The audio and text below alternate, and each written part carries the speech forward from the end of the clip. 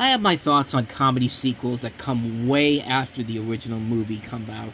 I mean, I've talked about this so many times before in other videos, and yeah, I'm usually not the type of person that likes these comedy sequels that come way down the road because 9 times out of 10 they're just not as good as the original movies.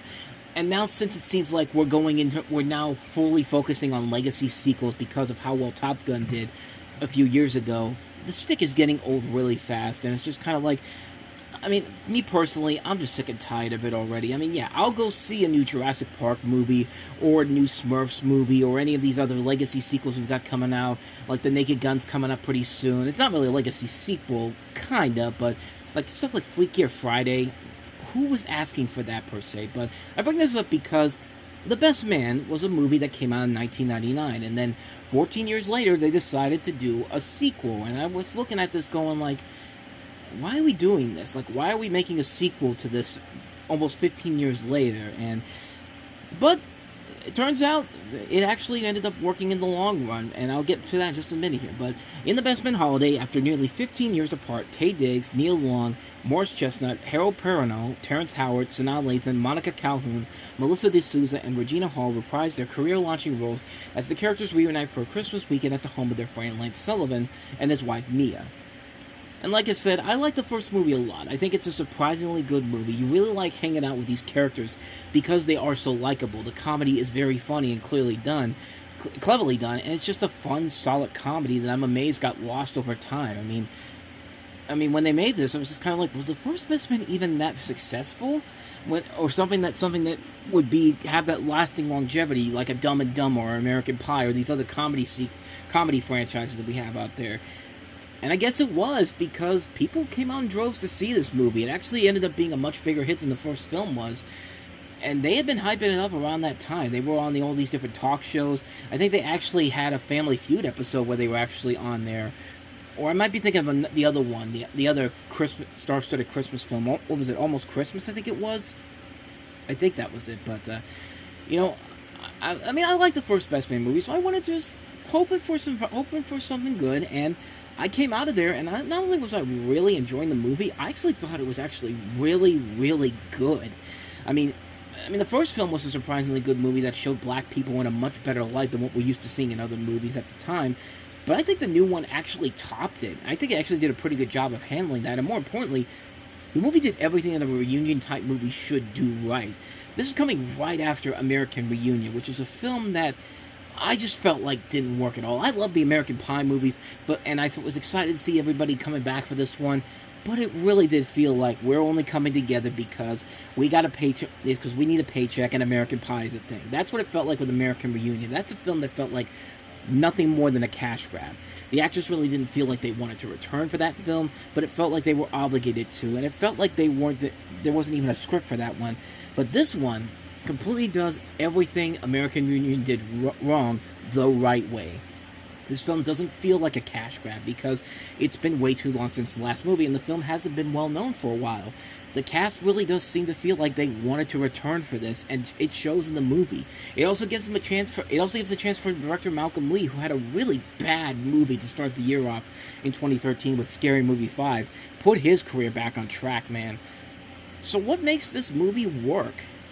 Again, it mostly comes from that great cast. They all play the same likable characters that they were in the first movie.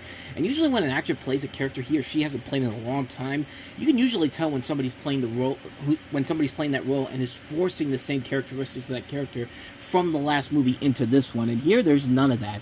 Everybody seems realistic and just as memorable as the original roles were. It's hard to pick the film's best actors overall, but the two funniest people easily were Terrence Howard and Melissa D'Souza, who every time they had a jokey comic line, they made me laugh my ass off. There were a couple misfires, but for the most part, almost everything those two did made me laugh really hard. Everybody else is really good. Taye Diggs, Morris Chestnut, Neil Long, Sanaa Lathan, Harold Perrineau, Regina Hall. You got Eddie Cibrian coming into the cast as a nice role, as a good solid role here. The breakout, honestly, was Monica Calhoun. There's a great build-up to something very traumatic that we find out has happened to her. And what's great about that build-up is that it tricks you into thinking it's something different than what it really is. Like, there's a whole scene early on where Harper, Taye Diggs' character, is looking at a picture of Lance and Mia, and Mia is pregnant. And my guess was that maybe she had a miscarriage, but then they would reveal that what's actually wrong with her, and Yeah, I thought it was actually a nice little twist there. I won't say what it is because I don't want to spoil it, but it's something that generally did surprise me the first time I saw it. And for the rest of the film, it's her that really does steal the show. And yeah, the movie runs a little bit long, over 2 hours, but it never feels like there's any lags in the film. It runs at a good, smooth pace. There's really only one flaw with the movie, but it is a big one.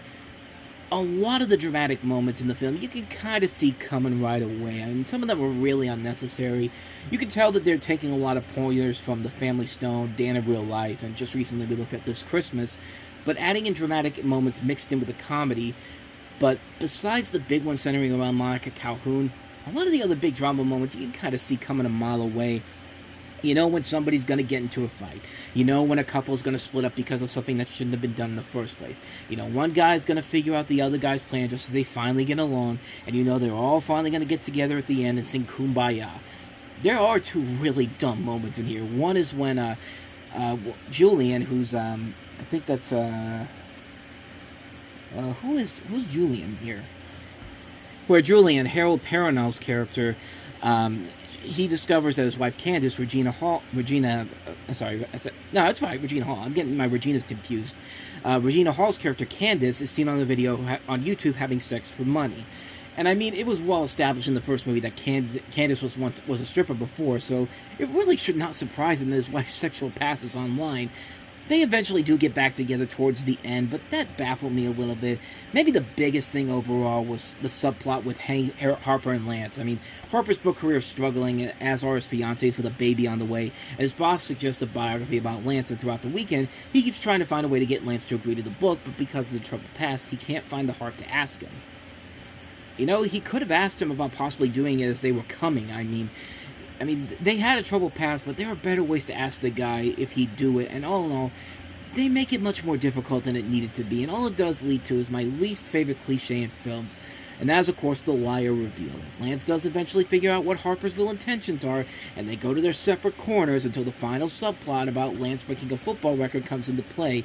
Even Lance himself tells Harper that he should have just asked him. I mean, the guy's literally telling him, dude, just ask me next time. And it's just like, the movie at least acknowledges that Harper was acting kind of stupidly here, but as melodramatic and as pointless as some of the drama gets in here, I still found myself really enjoying this movie a lot. It does everything a good reunion movie should do.